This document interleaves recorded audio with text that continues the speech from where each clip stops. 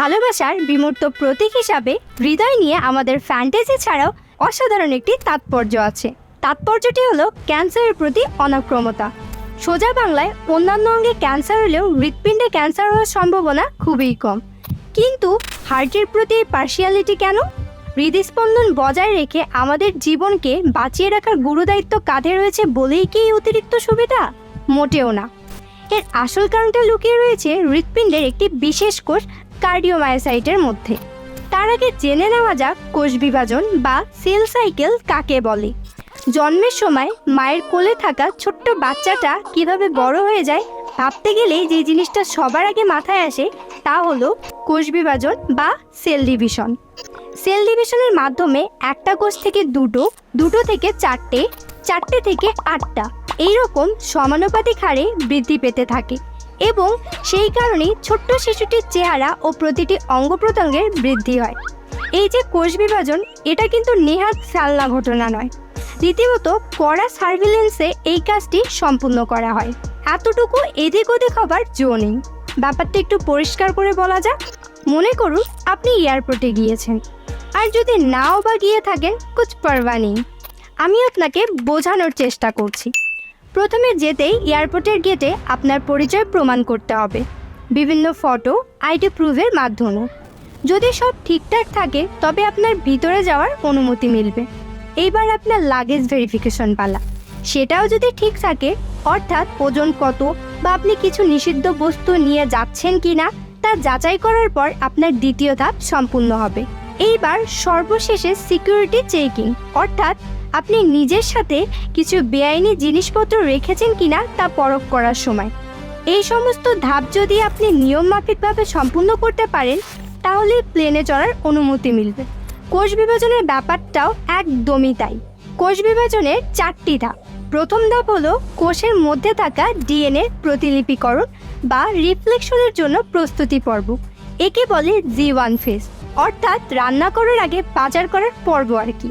এরপর হলো আসল রান্নার পর্ব, অর্থাৎ ডিএনএ রিফ্লেকশন ফেজ। একে বলে এস ফেজ। এই সময়টি একটি ডিএনএ থেকে 2টি নতুন ডিএনএ তৈরি হয়।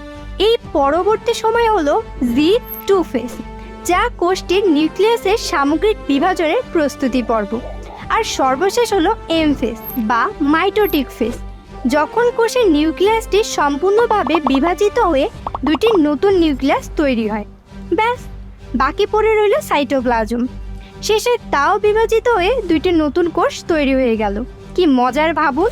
এই যে G1, S, G2 এবং M 4টি দশার কথা বললাম, এই প্রতিটি দশার শেষে মোতায়েন করা হয়েছে একজন কড়া প্রহরী, ঠিক এয়ারপোর্টের মতো। এদেরকে বলা হয় চেক পয়েন্ট। তাদের প্রত্যেকের কাজ হলো প্রতিটা সেল সঠিকভাবে সমস্ত নিয়ম মেনে এই ধাপগুলো সম্পূর্ণ করছে কিনা তা পর্যবেক্ষণ করা। ডিএনএ রিফ্লেকশনের সময় আমাদের মতো সেলও কিন্তু কেয়ারলেস মিস্টেক করতেই থাকে, কিন্তু তার জন্য রয়েছে খুব দক্ষ প্রুফ রিডিং সিস্টেম, যা সেলের মধ্যে থাকা ভুল নিমিষে সংশোধন করে দেয়। কিন্তু তাও যদি ভুল হয়ে যায়, অথবা এই যে এত দূষণ, এত ভাইরাস ব্যাকটেরিয়ার প্রকোপ অথবা বিভিন্ন কেমিক্যালের কুপ্রভাবে যদি সেল নষ্ট হয়ে যায়, তাহলে উপায়? তাহলে কি সেই খারাপ সেল থেকে জন্ম নেবে আরও 2টি খারাপ সেল? একদমই না। ওই যে 4 জন প্রহরী আছে, তারা তখন ফিল্ডে নেমে পড়বে এবং বাজে সেলগুলো আর যখন সংশোধনের জায়গাতেই থাকবে না, তখন তাকে ফাঁসির আসামিদের মতো মেরে ফেলা হবে। একে বলা হয় না নিক্রোসিস। আর যদি বার্ধক্যজনিত কারণে সেলটির মৃত্যু ঘটে, তাহলে তখন বলা হয় অ্যাপ্রোটোসিস, মানে ওই যে স্বাভাবিক মৃত্যু আর অপঘাতে মৃত্যুর মতো ব্যাপারটা। কিন্তু কোনো কারণে যদি সেলের ওই সিকিউরিটি সিস্টেমটা কাজ না করে, তখনই হয়ে যায় বিপদ। আজেবাজে সমস্ত সেল G1, S, G2 সমস্ত ফেজ পার করে বিভাজিত হয়ে আরও 2টো খারাপ সেলের জন্ম দেয়। আর এই অনিয়মিত কোষ বিভাজনই হলো টিউমার এবং ক্যান্সারের প্রধান কারণ। তাহলে বুঝতে পারলেন তো সেল সাইকেল আমাদের জীবনে কতখানি গুরুত্বপূর্ণ। পরের বার থেকে মন খারাপ হলে আপনার শরীরের এই 1,00,000 কোটি সেলের কথা একবার মনে রাখবেন।